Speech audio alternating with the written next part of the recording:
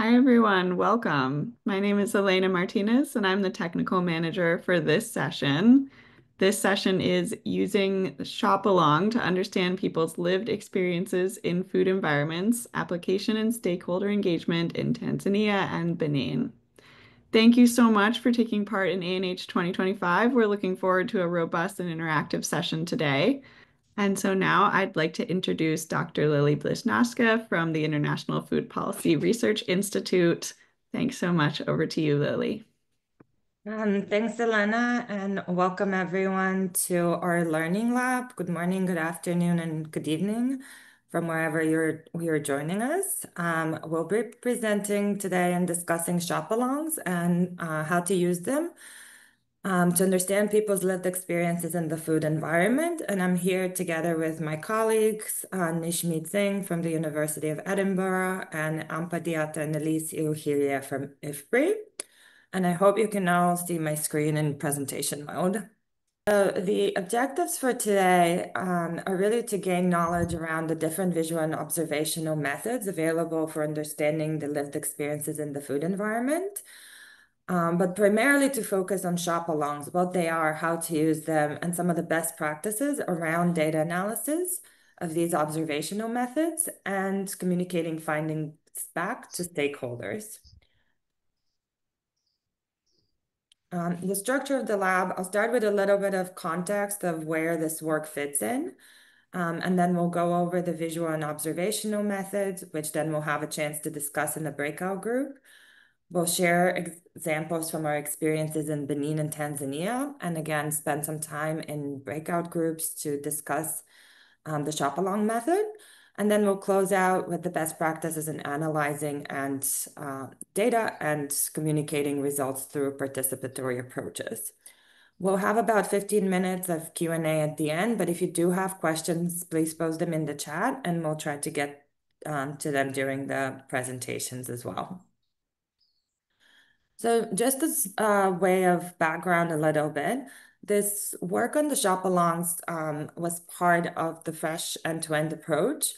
FRESH is a multi-stakeholder, multi-year initiative that aims to apply an end-to-end approach to increase fruits and vegetables intake, improve diets, livelihoods, empower women, and mitigate negative environmental impacts. This end-to-end approach involves addressing constraints along the demand, supply, and food environment aspects of the agri-food systems, primarily focusing on barriers around desirability, availability, affordability, and accessibility of fruits and vegetables. We work in 4 countries, Benin, Tanzania, Philippines, and Sri Lanka. And this end-to-end approach is implemented in different ways in different countries based on the agroecology, of course, and on iterative consultations with local stakeholders. There is a suite of implementation and research activities in each country, and we have used qualitative methods to study the lived experiences in the food environment in Tanzania and Sri Lanka.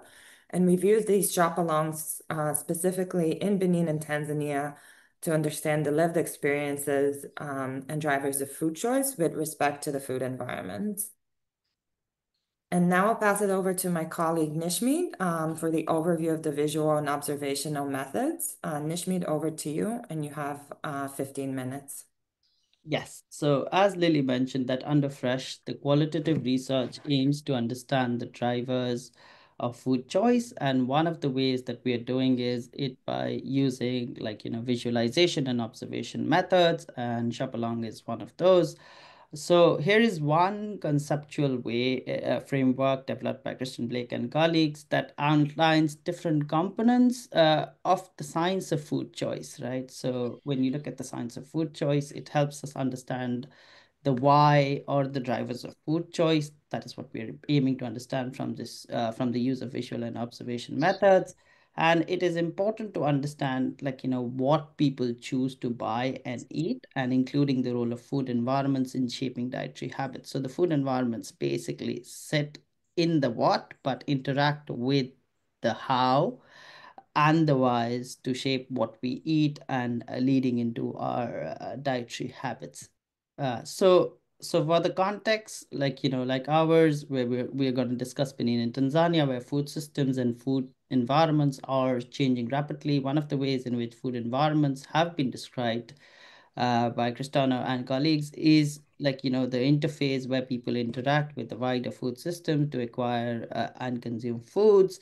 And the term interface here depicts the reciprocal relationship between the physical food environment or the places where people buy food and the consumer behaviors that are shaped by individual and socio-cultural factors. The figure here shows one of the ways to categorize food environments, right? So food environments are diverse. So they could be wild food environments, which involves the process of foraging. It could be cultivated. We know of the agriculture and the aquaculture system, the livestock systems. In rural communities, you see a lot of kin and community sort of food environments where there is food sharing through social gatherings, through events. Then the informal food environments or the retail environments involving street vendors, direct purchasing from farmers, or local markets. We of course know of the formal food environment systems like retail outlets as well as supermarkets, and then there is also food aid. So this is like a typology of food environment, ways to categorize the food environment. So what is lived research or lived experience research for food environments? What does it look like? So you're basically looking like the interaction between, like I said, the individual factors as well as the physical food environment factors. So if you look at factors such as accessibility and availability, like it was mentioned, uh, uh, the interaction of those with the individual factors, such as what are the health and nutrition perceptions of people, what are the psychological factors, the cultural factors, the ethical concerns, as well as the situational factors, such as their income, their family dynamics, and stuff like that. So the concept of lived experience research is to understand the public's perspective on food environments as the point at which they interact with the wider food systems. And in these contexts that we are talking about, it's mostly where they buy food from, right? We're going to talk more about the buying aspect and not the wild food environments, which may be equally relevant, or the community food environments. So today we're concentrating our efforts towards more of the buying aspect or the built food environment aspects. So now that we've kind of focused our interest in terms of understanding lived experiences in the built food environment, and we are going to be using qualitative research, let's see and understand what methods and tools are available to us. So Nevi and colleagues in their research brief have from 2021 have outlined this toolbox of methods that is available for researchers as well as the wider community to understand lived experiences. And one of the ways which Evans and Jones, who are social scientists and human geographers, uh, have outlined is to categorize these methods based on the movement of participant and researchers, right? So mobile methods, they offer more sort of intimate engagement with the physical landscape. We are used to the sedentary or the traditional methods like in-depth interviews, narratives, or focus group discussions. So the mobile methods are another way where you have more engagement or more direct engagement with the physical landscape.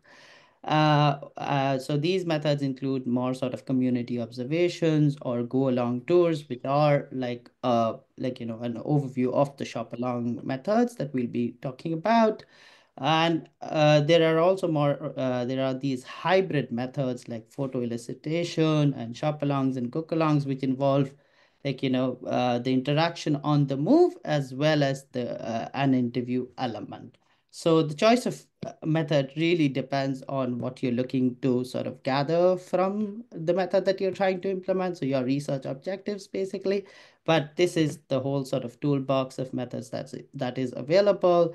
And Nevi and colleagues do discuss the pros and cons of it. So it's a good resource to look at when you're deciding your methods. So what is a shop-along basically? So a shop-along is a method where the researcher basically, it's a qualitative research method where the researcher accompanies the participant on a typical shopping trip to a food source. Okay. And its origin comes from these sort of walking interviews, which some of us may be familiar with. Like, we go on sort of like, trips or tours where we have these guided tours where we understand the history of a place or something like that. So in that case, the route is determined by the interviewer, right? So you're walking with the interviewer through places and trying to understand what does history hold, what does this place mean, right? And things like that. But there is this other version where, like, the interviewee or the participant is familiar with the area.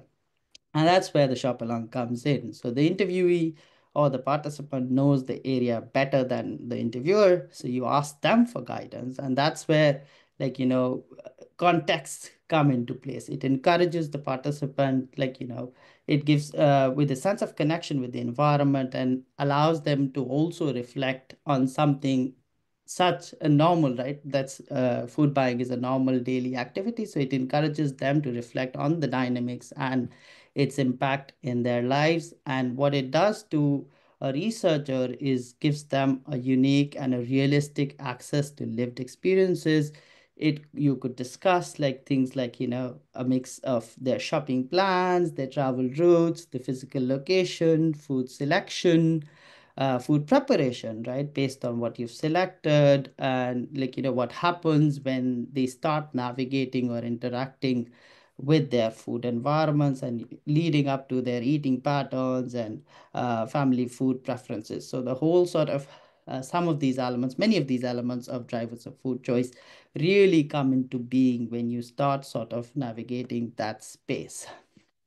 So finally, how do you sort of go about conducting a typical shop along? These are just phases of one of the ways to sort of conduct a shop along that we're describing. There are other ways of doing it, and there you may, like, like I said, these are not steps but phases. So you may skip some of this, depending on, like, what you're aiming, and what does your budget look like, what does your timing look like, so all of that. But typically a shop along would involve an initial, of course, review of context. If you're trying to do research, it would involve a desk review where you understand, like, typical food intake of the participants, what food environments, like, do they have access to, and what are generally the drivers of food choice, if it is possible from the literature to understand how the gender dynamics plays in, how does the family play in, what are the eating patterns, if it is possible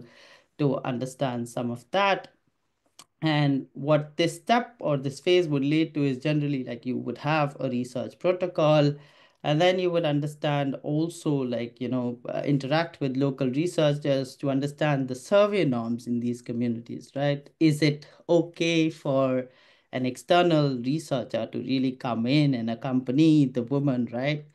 On a typical shopping trip. So is it okay for a male researcher to do it? Is it okay for a female researcher to do it? And then you will move on to your next steps, where in the field you understand the community field cultures, and a lot of this will show through our case studies, that how did we go about it, right? So you would learn later about the application of this. So in the second phase, what you're really trying to understand is, like, the cultural norms surrounding, like, the food purchasing in the community, including physical access to sources. What are, like, the typical travel routes? In rural communities, you would have normally multiple routes, some of them through the paved roads, but other parts. Um, what are the transportation mechanisms that are used by a participant? Is it public transport? Is it private? Are they just walking? What times do sort of the markets operate, right? Is it a weekly market? Is it, like, an everyday market? Does it work in the evenings, right? So some of this information in phase two, you're trying to collect and set up your sort of initial research field plan. So that's what you would do in step two. In step three, what you would do is try and engage with the participant. Similar to other visual methods, it requires some prior information about the participants, and what it does is also helps you to sort of build, like, trust within this. Like I was saying, the presence of an outsider does inhibit, like, uh, awkwardness and staged behavior. So you're trying to minimize that through prior meetings with the participant, or even sometimes we do prior in-depth interviews with the participant just as an entry point so that the participant feels comfortable and is aware when we actually do the shop-alongs. So yeah, and you're also trying to understand when do they visit, what is their frequency of visits, the routes they follow. So all the physical elements of a food environment you cover during participant recruitment and the gaining stage, and this also helps you to schedule your interviews, reaching to a final research plan.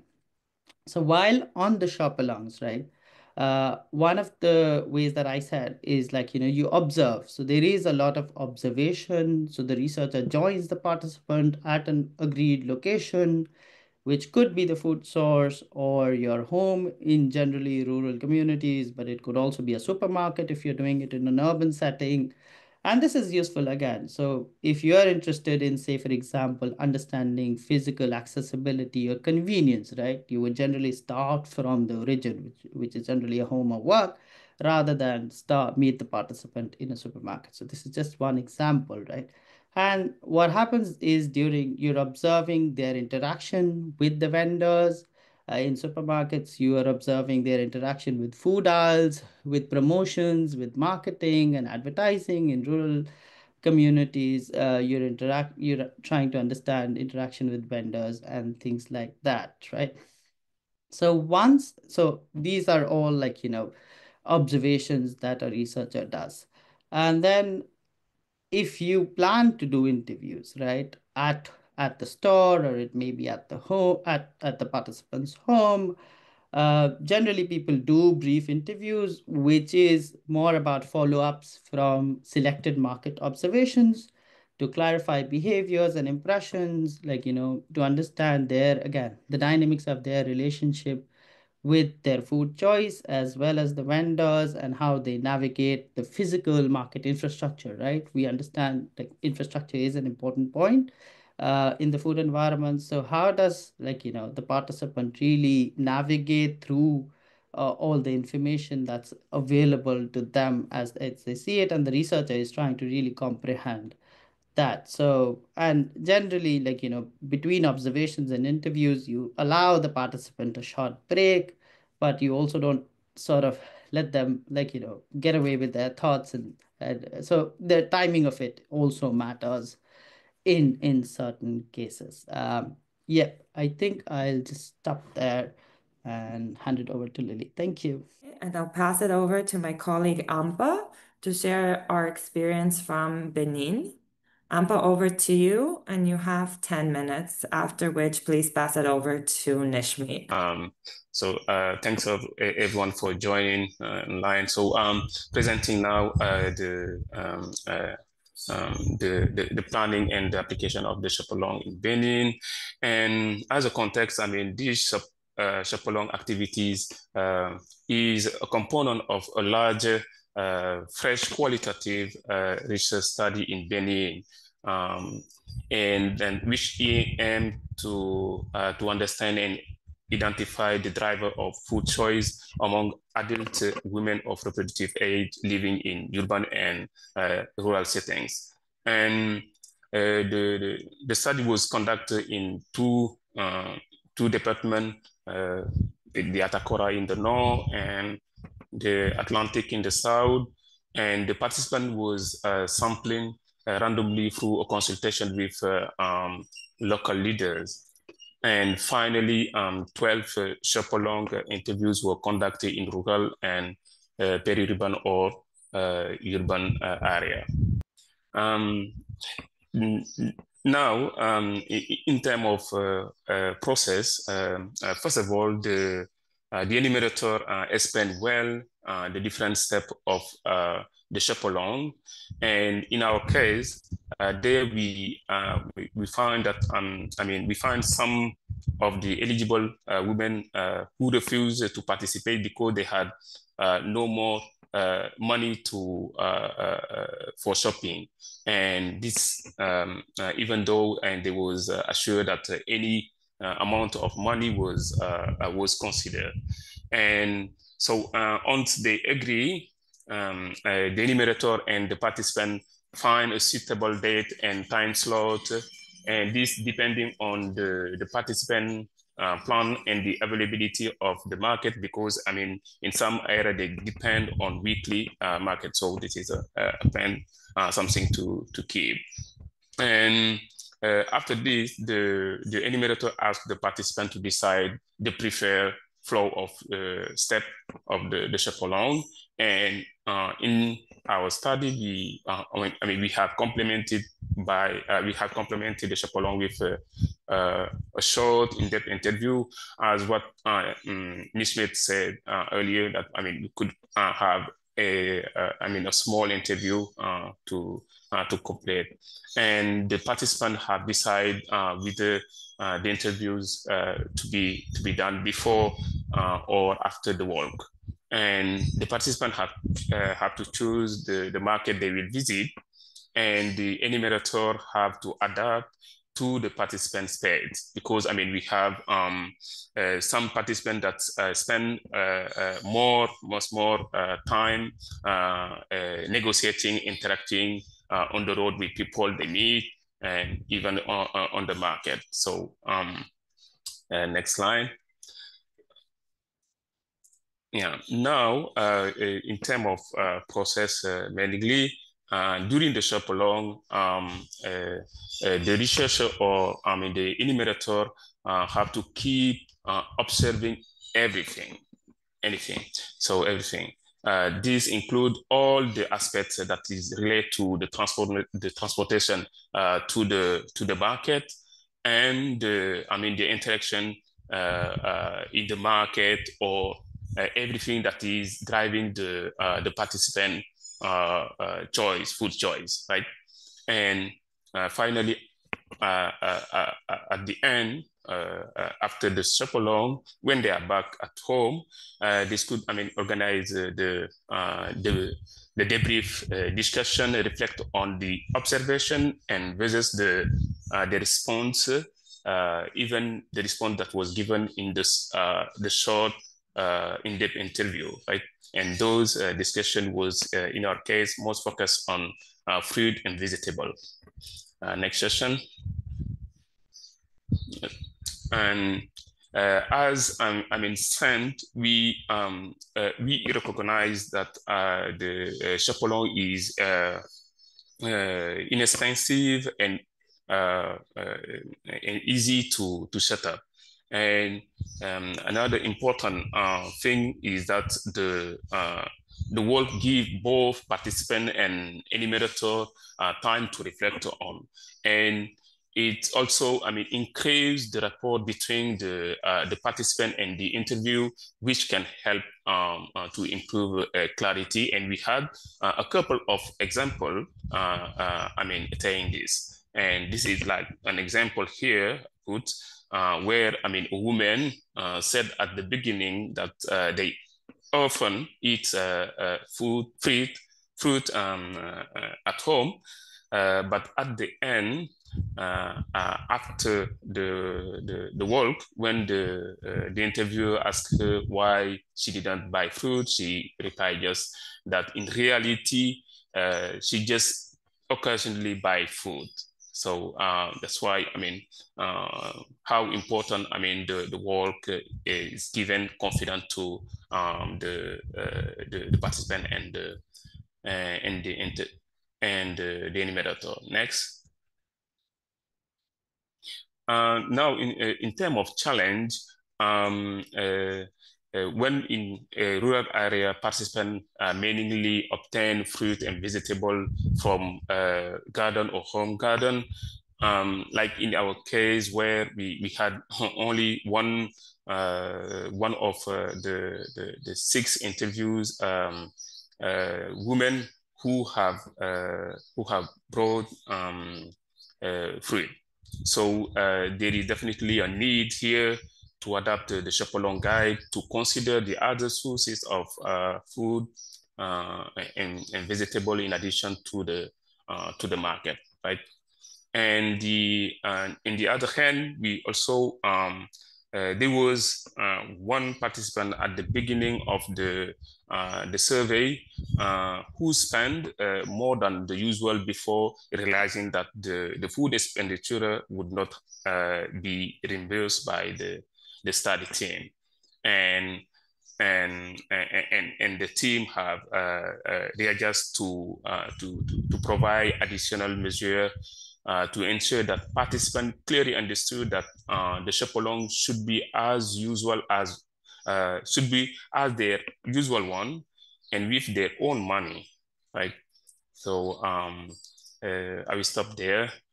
Thank you for your attention. So I'm gonna sort of complement what Amber and the team have worked in Benin with the work that we've been doing in Tanzania, and specifically the shapalongs that we've done in Tanzania. I say complementary, next slide, Lily, because in Tanzania, different from Benin, we focused more specifically in rural areas. There was no urban context. In Benin, it was both urban and rural. So in Tanzania, which is in East Africa, again, one of the countries that Fresh is aiming to improve production and consumption of fruit and vegetable among women. And Fresh in Tanzania is working in 33 villages in 5 districts in the northern parts of Tanzania, Arusha and Kilimanjaro regions. And you can see in the map the 33 villages, and including the 3 villages in green, where we did the qualitative sub-study, including the Shapalongs. Next slide, please. And the objective of the qualitative study, like I mentioned before, was to understand lived experiences and drivers of food choice with respect to fruit and vegetable, and understanding the role of food environments within that. What we did for the shop alongs was we had, like, because Fresh is an impact evaluation, we had existing quantitative data from the fresh food environment surveys, which we leveraged to actually select our villages. The objective here was to get, as much variation in the number of sources that were available, and then to choose different markets that represented that sort of diversity in our sample. And the way we selected the villages was based on the number of sources you can see in the table, including the number of main markets that people were accessing. Again, this is all information from our food environment surveys that we did. And then after selecting, finally we selected these 3 villages that represented diverse contexts. And after selecting these villages, we started selecting women. Again, this was because we leveraged the quant data that was available from Fresh. We used some of the existing data, the main markets that the women mentioned in the quant survey, their buying patterns. Like Amber mentioned, some of these women were not buying, so we selected a sample of fruits and vegetable buyers in Tanzania versus the non-buyers, right? So we had to distinguish that. And at this stage, we sort of finalized our research protocols, and we had interactions with local Tanzanian researchers just to understand, like I said, the survey culture in these communities. And what we understood was at least 2 of these villages were predominantly Maasai, which is an ethnic tribe in Tanzania community. So we had to hire sort of somebody who understood the Maasai language, or who could speak the language, different from the commonly spoken local language in Tanzania, which is Kiswahili. So we hired, and again, male researchers were not really appropriate for this context because we were serving women and we had to accompany them. So we hired 2 female researchers. So that's where we understood the context overall, as well as leveraged the quant data to set up our protocol in a way that it was feasible for us to do, the shop alongs as well as the wider qualitative research. Next. So while we sort of entered the community, one of the things that we also did was to have prior permissions and interactions with the authorities. So getting national and regional permits to conduct research, not just in the communities, but because we were moving out of the communities and observing markets as well. You can see an example of the community map, which shows households, different food sources around the household. There are more sources, but I've just shown the main sort of sources. as well as the main market that exists at the ward level, which is outside the village, right? So we leveraged some of this information as we were entering the communities. We met administrative people, including village development officers, agriculture officers, to understand the food cultures in each communities, including the variety of fruits and vegetables that were grown. So understanding the whole food environment beyond the built environment, so the use of wild food environments as well as communities. That was all part of the larger qualitative research. But for the shop along specifically, we understood the routes that women were taking to these markets and, even to the ward level market. I've highlighted the two routes that were available to women. So you understand and gather some of this information prior to that. And then we started talking to sort of the women or the participants and try and understand what their preferences were, what routes were they taking and why. A little bit with the short interviews, not detailed interviews. And then we also visited the markets to understand when were they operating, were the days where they had more sellers, were the days like non-market days, what were the opening timings, commodity sales, as well as the infrastructure and facilities in these markets. Next slide. So we did basically the shop alongs in the main markets at the ward level. They sometimes are in the village, but generally outside the village because they cater to the ward. And what we learned through our market surveys was these, again, we first met the market administrative officer. So it's important that you have knowledge about, if there is somebody who's responsible for operations of market, meet them. So because you are a stranger to the market, right? So you don't want somebody questioning later. So we did meet and seek permission from the market administrative officer. But we learned while navigating is these are multi-utility spaces. So women don't just come for food. They come for medicine, they come for household items, and they also come for their own business, right? So if they're growing something, which was generally the case in these communities, they do come for business exchange as well. And there are differences in nature of market operations and infrastructure between villages. So you could see the difference in infrastructure in these two pictures where you would see the use of umbrellas, you would see how produce is laid on a jute stack on ground, but some of these vendors also have kiosks.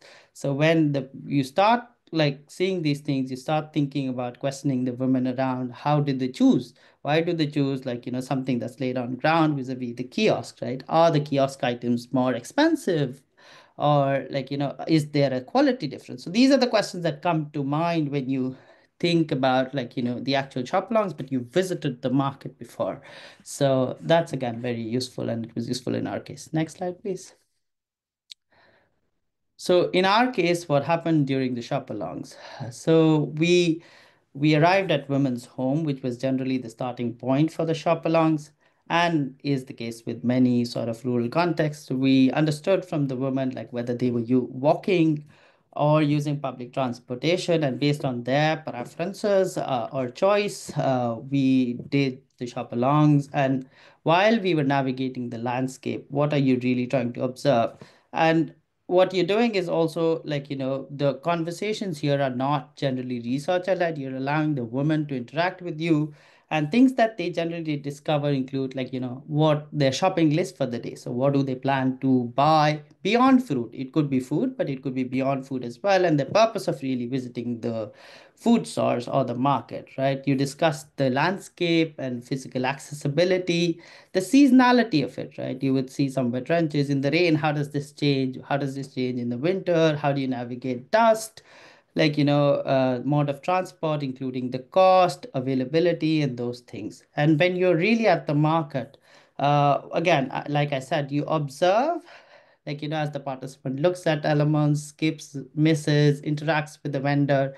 In picture two, you can see that markets generally we knew that didn't have, at least these markets didn't have labeled and certified products. So women either smelled or tasted the product, and you could observe the reciprocative behavior of the vendor where they offer an element, a sample to taste, right? And then the women would decide whether they want to do it or not. And typical remarks from the participants included why they choose a vendor, why they bought or did not buy a product, and sometimes also inquired about the prices, right? Next slide, please.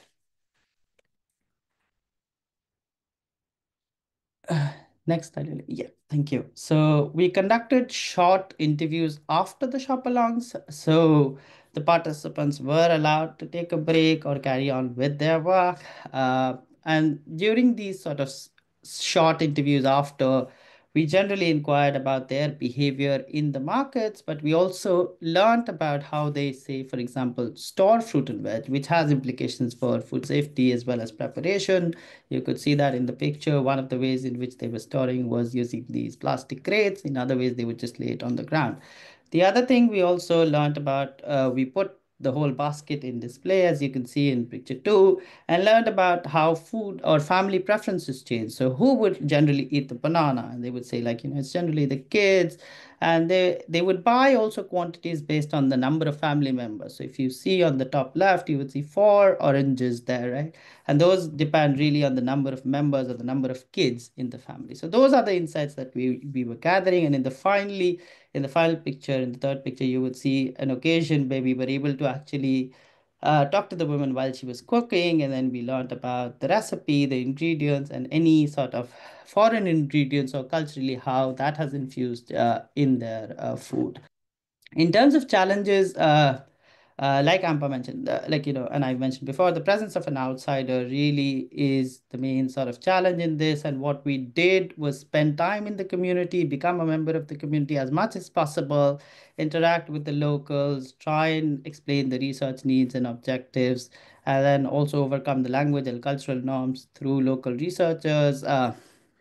It is time consuming, so generally allow for buffer times and waits. And again, it is resource intensive as well because you can't do like audio recordings while we're navigating, right? So you need to be able to take notes at the end of the day or wherever you find gaps. And incentives, again, this is something that Ampa's mentioned, so I'm not going to go over it. Thank you. I'm going to stop there. Over to you, Lily. So I will hand it over to my colleague Elise to talk to us for about 10 minutes on the best practices in analyzing observational data, observational qualitative data, and then a bit more about participatory methods for stakeholder engagement. Elise, over to you. Thanks, Lily. Yeah, I'll start a bit on talking about the analysis for this kind of data, which is a question that came up in the breakout group I was in. It's really treated similarly to other qualitative data. So again, with observations or shop-alongs, we're really trying to better understand the behaviors, social interactions of different processes. And in our case, it was the purchase of fruits and vegetables. And I've mentioned observations can be they can be very structured or unstructured. I think in our approach, we were using more unstructured, with the observer is watching, recording what they think is relevant based on the study objectives. They're taking detailed notes. Sometimes you can record video if it's allowed and there's consent has been given if you want to capture or take pictures of certain things. But there can also be very structured observations. Sometimes if you have you can have an instrument very predefined, specific to what you are looking for, what you want to collect information on. You may have checklists and things like that. So those are different ways that can be done in our approach. It was mostly unstructured. We really just wanted to better understand the setting. We weren't coming in looking for specific information. And I think, yeah, you decide based on what your intent is. Do you want to really more understand the behaviors and experiences, or are you really looking to collect specific information, numbers on pre-identified variables? Again, the information that came from these shop-alongs were really about the data is gathered through the direct observations. We're taking very detailed notes per each shop along. And as mentioned here, we complemented our observations with short interviews. And we also collected detailed notes on that, depending how long your follow-up interview is. You can also audio record and transcribe later word per word, or use very detailed notes. And so at the end of the day, your shop along, the information we had for each observation, we had the detailed notes collected during the observations, and then also the information from the interview responses. And you kind of just have a document that has all that in one place. For the analysis, it's very similar to other qualitative approaches. We're really trying to understand the meaning behind the qualitative data. We're looking for patterns, we're looking for themes, what insights are we getting? And it's not trying to find a definitive answers. It's not a right or wrong answer. It's really just understanding the experience of what insights we can get from that. Data analysis for qualitative data is a very iterative process. There, you can begin with reading the transcripts or notes that you have taken. You go into codebook development and refinement, different stages of coding. And then once you're coding and synthesizing the information, you're really making meaning out of all the data that you've gotten. What are we learning? And I'll go into more detail in the next few slides. So again, once you have all that information, your detailed notes for all your different shop alongs there, first steps is really immersing yourself in the data, reading the transcripts, reading the notes. And this is especially important, especially if you have different teams who collected the data and those who are doing the analysis. If you're the same person collecting the data and doing the analysis, you're very close to the information, you've collected it. But sometimes we work in teams of, the collection team may not be the same group of people who are doing the analysis, or some are, were involved in data collection, but others were not. And so it's important to immerse yourself in the data to really understand, just get in the context of it. Having a code book, and a code book is, it's like a structure, it's a set of different codes that you will use to analyze your information. This can be set before a priori or be an inductive process where you are coming up with the codes as you read the transcripts, or you identify a certain code book based on the information that you want to learn or frameworks you are using for your study.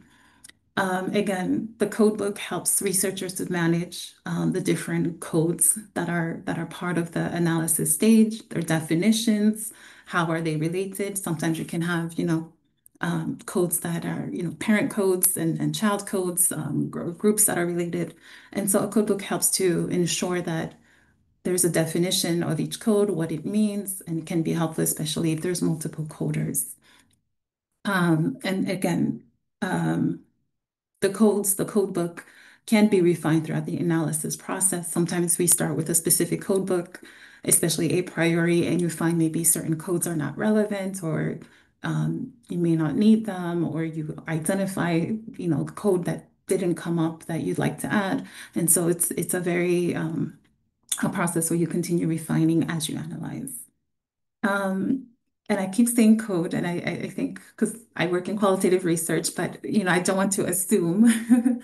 But when we say coding, at least very different from quantitative coding, but for coding for qualitative work is really identifying a word or short phrase that captures a meaning, essence of a piece of data, based on participants' responses. And so that code helps us to explain what kind of information will be assigned to that.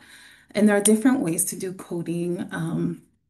We can identify codes based on values, depending what you're interested in. Maybe in this case, we really want to understand the attitudes of participants, their priorities in purchasing fruits and vegetables, if they have priorities around food safety, which sometimes comes up, especially in our work in Tanzania, where things around food safety have come up in pesticide use in production.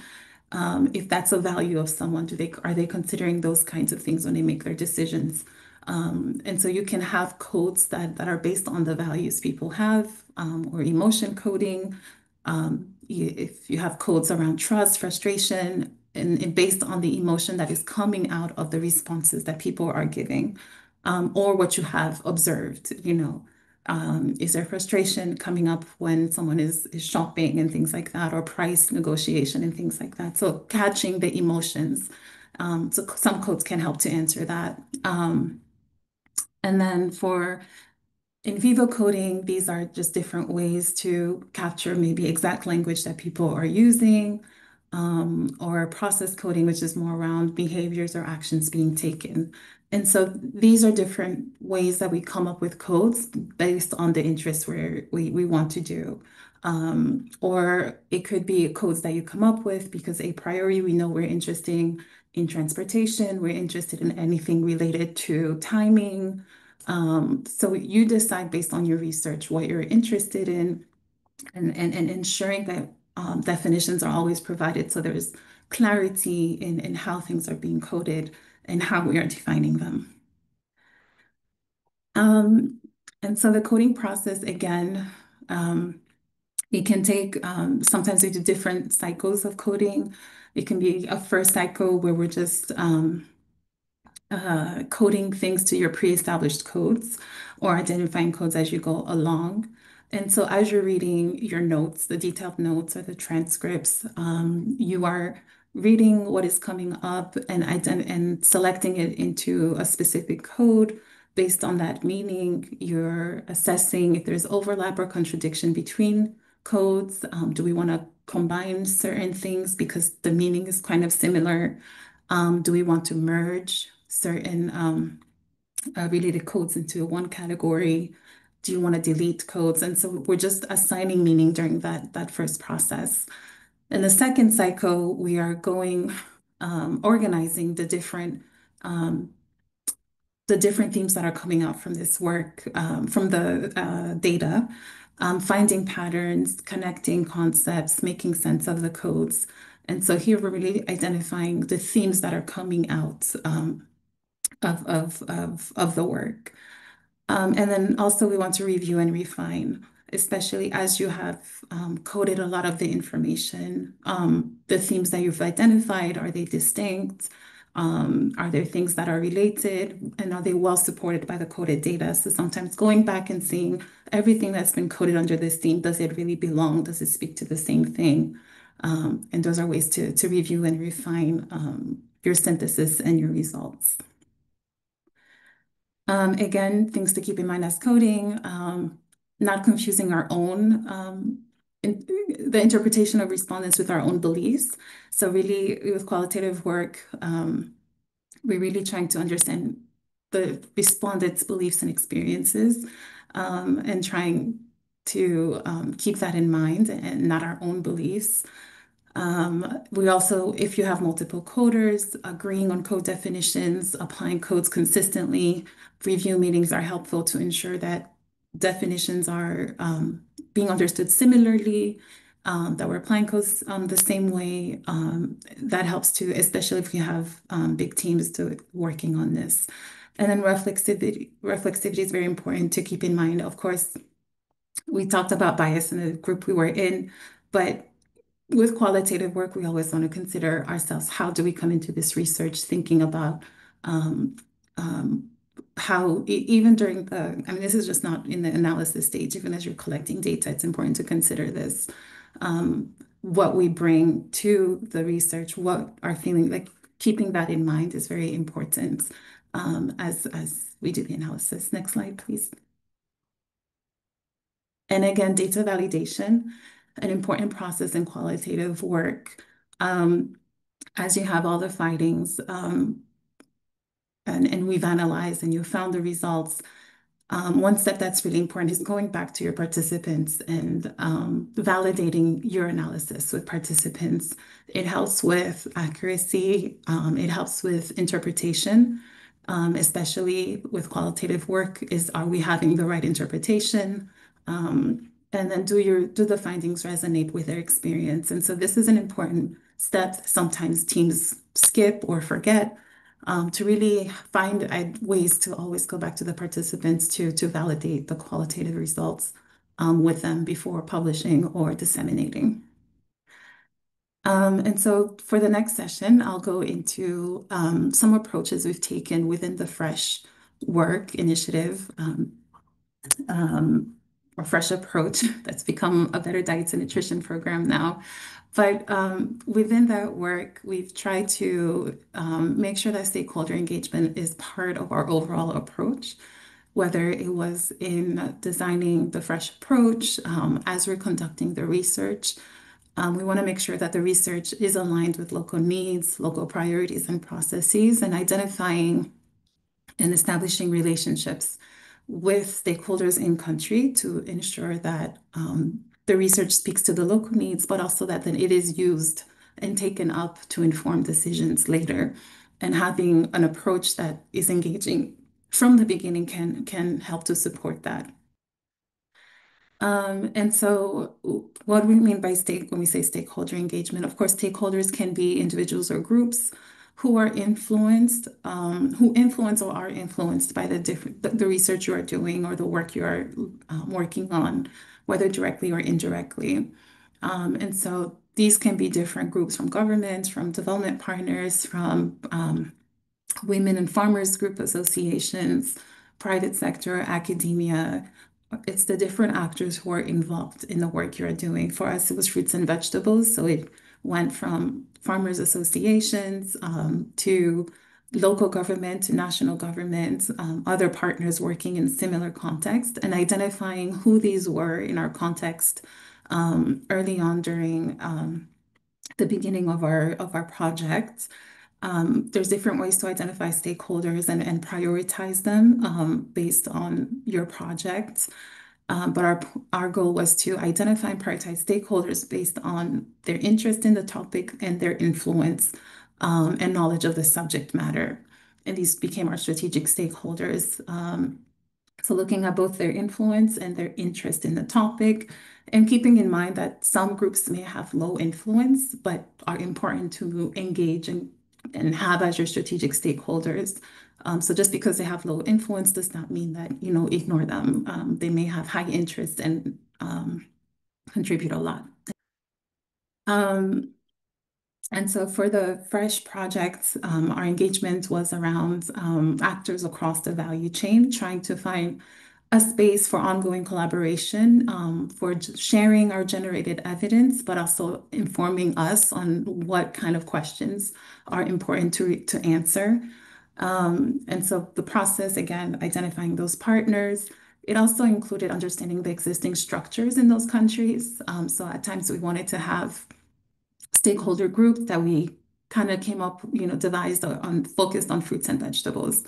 But through different meetings that we conducted with different relevant stakeholders, gauging their interest and alignment, sometimes we found there are existing groups in the countries, existing platforms that existed, that it didn't require our project to come up with a different group. And so that was an important learning, especially in both Benin and Tanzania. There were existing groups on horticulture platforms, food system platform that existed in the areas we were working in. And so in that way, we understood that it was better to work within existing structures rather than trying to create something. And so that was important to ensure that you're getting feedback from different partners in country before you decide on what you will actually do.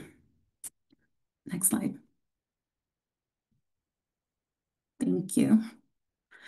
So one example I share here was in Benin specifically, there was a national horticulture platform that existed that was being led by a local think tank called the African Center for Equitable Development, or ACED. And so we partnered with this platform to let them know the work that Fresh was doing. They were bringing actors across the food system. They had producers, consumers associations, they had traders across the whole food system. So it was very well aligned with the Fresh approach. And so we worked with them to kind of present our research and also co-conduct different work. One was the foresight analysis, which was trying to think about the future of the fruit and vegetable sector in Benin and having a vision. And we worked with Wageningen University, the FRESH program, and the platform to kind of conduct this analysis together. And within this, one of the identified gaps that were presented was in Benin, a lack of research and understanding of the intake of fruits and vegetables, so lack of national data on this, but also lack of understanding barriers to fruit and vegetable consumption, especially preferences. And that work through this platform kind of informed the qualitative work that AMPA presented, where we wanted to better understand better the drivers of food choice in Benin and specifically on fruits and vegetables. Next slide, please. And so in working with that platform, we kind of identified questions that were important to platform members, and then also how Fresh could conduct research to kind of answer to these questions. And it's working with such platforms with diverse stakeholders can be really interesting and useful. For example, the information on food choice and consumers was important to different stakeholders, even who were producers and maybe not nutritionists in the typical audience that we think of. You know, the producers and traders were also interested, well, yeah, how do people decide, to buy fruits and vegetables, or how much how much fruits and vegetables are people consuming?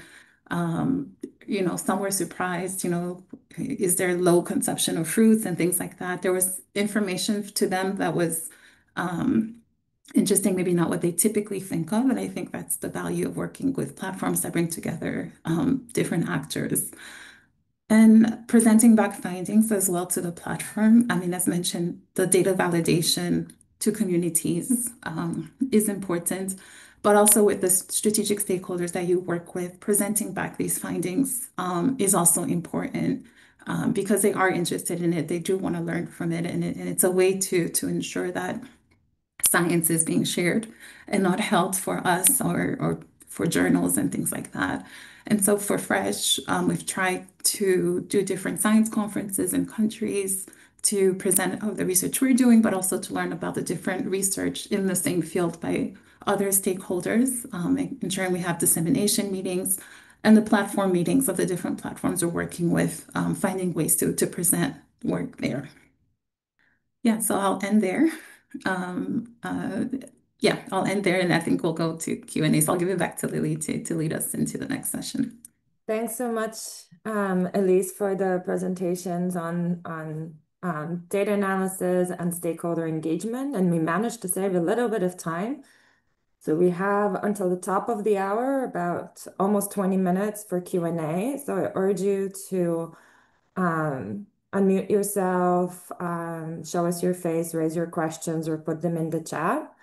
And while we wait for the first questions to come in, I'll stop sharing my screen, but just very briefly to acknowledge that what we presented today is part of larger research teams. We always want to thank our participants, field teams, our donors, and the rest of our investigators. And while we do wait for the questions to come in, one interesting point that came up in my first breakout room that I'll ask perhaps Nishmi to comment on and Ampa was the experience around gaining trust with the vendors. We did talk a lot about gaining trust with the consumers during the shop-alongs, but what was any specific challenges, or if there were any or none, that you might be able to share around the vendors and other market actors while the shop-alongs were being conducted? Okay. I mean, basically,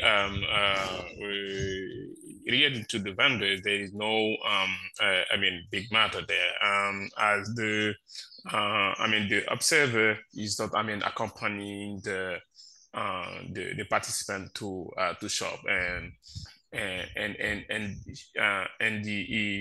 he's not filming. For instance, if he's filming, maybe this where they could have some adjustment. Need for consent but the animator or the researcher is just like a passenger in the market. So and who just look at everything and go. So there is no real concern that come from the vendors. Yeah. Dennis, over to you. Now, I'll just compliment you because we were looking at more like, from a consumer perspective, vendors and their concern, if there was a concern, was never raised. But we must also understand, like, in especially in rural Tanzania, like some of these women are also vendors themselves, right? Or producer of food. So they do play that dual role. And when in an instance where you are interviewing somebody who's a food vendor, like I said, business element of it does come into play, but it isn't like a barrier to the research. It just intrigues, like, the other vendors in the sort of market about like what is happening here, and what role does this outsider play. Yeah, and that dual element, of course, you need to keep that in mind when you are sort of interviewing participants, and especially in market spaces. But I don't see it like as a barrier unless you're really interviewing vendors, is where I would leave that. Thank you. Thanks both. There are a couple of questions in the chat. Maybe Elise, you can take the first one on how the traders and shopkeepers responded if some of the results were negative. Did they agree to change or modify behavior? So perhaps if you can speak more broadly about different stakeholders receiving negative or surprising findings. Sure. Yeah, I think in this instance, we haven't seen that as much. And again, we're currently analyzing that information, at least from this shop alongs, and presenting them in the next few months in country. But I think there's often in the platform groups we've been in, I don't think they've always taken negative results in the wrong way. I think it builds discussion points to share different perspectives. Well, this is why we do this, or this is why we do that. But yeah, I would say I don't think there have been yeah, like bad ways of taking information that isn't perfect. I think it's more for discussion. Yeah. Thanks, Elise. The next question is around accounting for possible social desirability bias and people being inclined to be perceived as good mothers. So I think more as an analysis question again for you, Elise, to answer. Yeah, and this question came up in our small group discussion as well. I think, of course, bias will always come in, and in the qualitative work, we're considering how bias plays a role. But I think some ways we do this is using complementary methods or using multiple methods to try to triangulate information and understand from different perspectives. Especially with shop alongs, we talked about in our group, if you know someone is watching you, we as human beings may change some things about ourselves because someone is watching you. That's part of life. But I think, yeah, using different methods helps to get different information.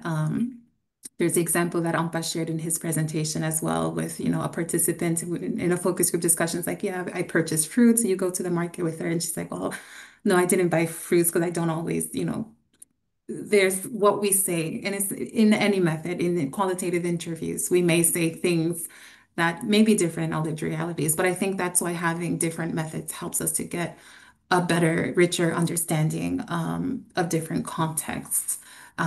So yeah, I think that's what I would say around the bias that comes in. Thanks, Elise. We had one more question in the chat before I turn it over to the raised hand by Moses. Victoria asked if we captured information on interaction with mobile vendors. And so in both countries, we focused on kind of permanent fixed markets, if you will.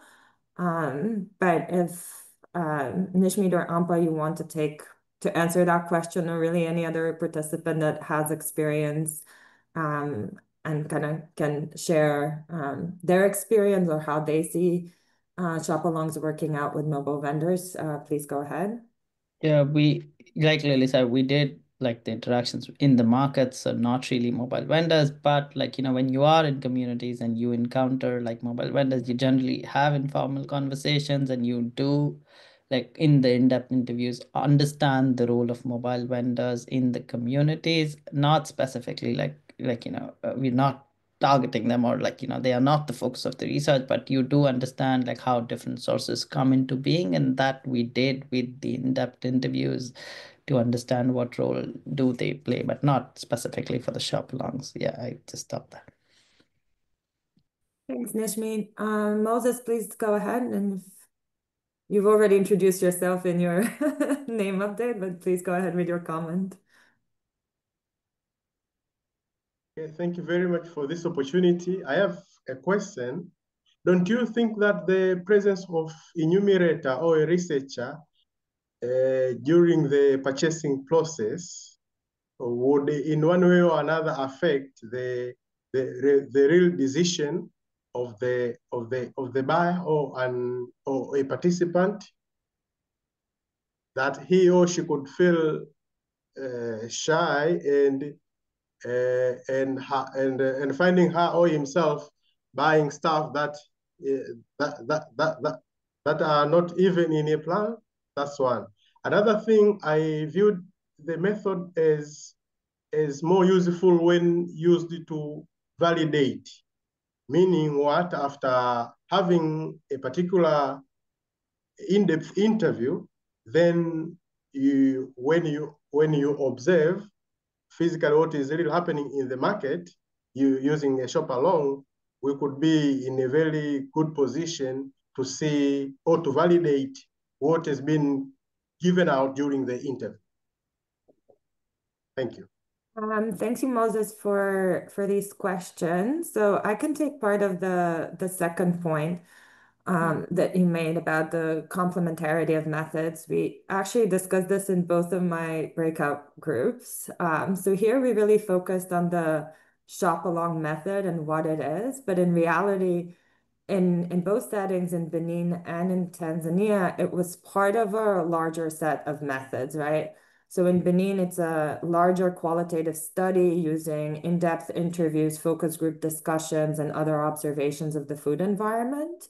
And as Ampa mentioned, the shop along was complemented with an in-depth interview. Similarly, in Tanzania, we have quantitative data from the household, we have quantitative data from the food environment, as well as other qualitative research on lived experiences.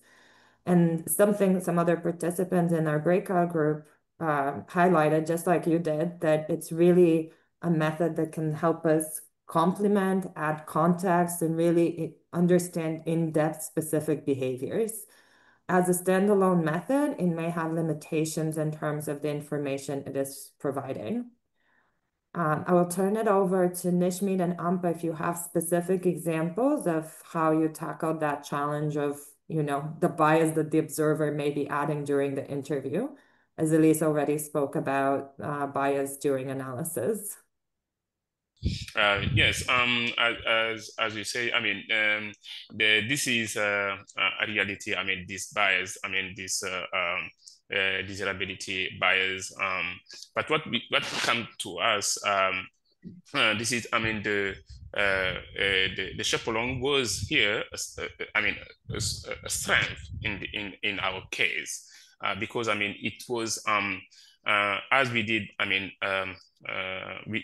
we did for our participant. Half of our participants have participated on a focus group before doing the shop along, and also before the shop along. For some, we have conducted a short interview before going to the market. So the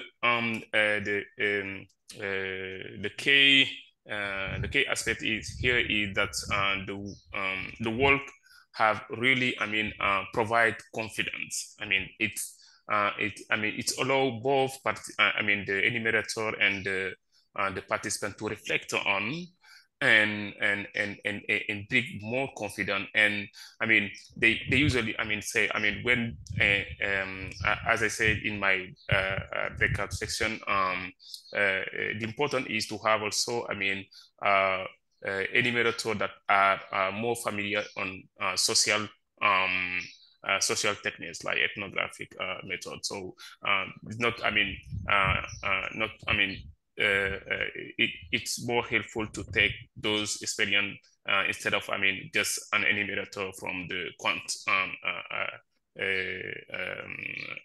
data collection. So those people, I mean, those enumerators who are well trained, and they have to they know how to approach. And during the work, this is, I mean, the great opportunity where you, I mean, you ice graze and make all of these things more the environment more comfortable. And we have many of these cases, or for instance, we had a mother who said, "Oh, in the focus group, the mothers, I mean, there is some the mother. Okay, I said this, because I mean, I was with my relative, or I was in the other people on of the community, so I have to prevent my social disability. So I would say, for instance, she said, my husband did not give anything here to related to food expenditure, and even if it was not, I mean, the child, I would have left the household. And we have also, I mean, those I mean, scenarios that come where, I mean, for instance, the participant who say who before the chapelon, she said, "Oh, today I will be cooking a crin dish. This is a specific dish for Benin." And he said that, "Oh, I am planning for 500 for the market." But when they go to the market, when they start going along discussing, and finally, when she arrived on the market, she just buy for 150. And when they come back at the end, the enumerator asked her, "Oh, why didn't you buy others ingredient that are commonly accompany this dish, this crackling dish?" And she said, "Oh, you know now that, I mean, I will tell you the truth that, I mean, this time is very difficult for us, and so that's why so I have to bring, I mean, I have to buy this." And the enumerator have also, I mean, describe I mean, the the household meal. I mean, before they went to the market, the enumerator saw I mean, what was served at the lunch, and she said that it was, I mean, a relative basic or poor meal, pure lunch. So that comfort I mean, the declaration at the end. So I mean, the work is a great opportunity here to, I mean, to minimize this bias you are talking about. So thank you. Thank you, Ampa. We're almost at time, so just one more question on how we may be able to apply this method to other types of food environments beyond the market-based ones. And I'll turn this over to Nishmeen, because I know he's been thinking about Yeah, applications in food environments quite a lot. yeah, sure. And I think we discussed it on our room as well. There is there is limited information, especially around wild food environments as well as community food environments. And we could really think about those. And we did, like when we were doing research in Tanzania, we did come across like women who were accessing sort of some of these other food environments. It could be useful for farm food environments as well, where you are sort of, like one of the person mentioned, like you're directly buying from farm, right? So how does interaction happen there? What are the reasons or drivers for that selection? So I do see the scope of, like, especially extending the food environment research, information that we have around wild food environments as well as the other forms of food environments of this method. So yeah, thank you for that. Thank you for the question. Lily, could I come in just quickly? Yeah, At of the course. end? I did want to say, especially on the question around using these methods, can people change behaviors and things like that? And I think that's normal, that's part of life. And I think some of these methods, we're not necessarily seeking a definitive answer to assess people. We're just trying to understand how do people interact with environments. And I think information that can come from this helps us to better understand context, helps us to think about when we're designing programs or interventions, what are people's lived experiences and how can we design programs or interventions that really speak to their realities. So I think it's that's an important aspect of qualitative work to think about that, you know, we're not assessing people, we're just really trying to understand and validate. And one of the things that did come from our first breakout groups was also around this method and the ownership it can create in communities. Participants are kind of leading this process. We're following them, we're just learning from them. And I think that also creates a dialogue in that and can increase ownership rather than the typical interviews where we ask questions that we want to know about directly. So I just wanted to add that in, some of the values that can come from these types of methods. Great. Thanks so much, Elise. We're now a couple of minutes over, so I would like to thank all the participants for joining our lab today and taking the time out of their busy days. We really appreciate your participation and your sharing your experiences during the session. So thank you so much.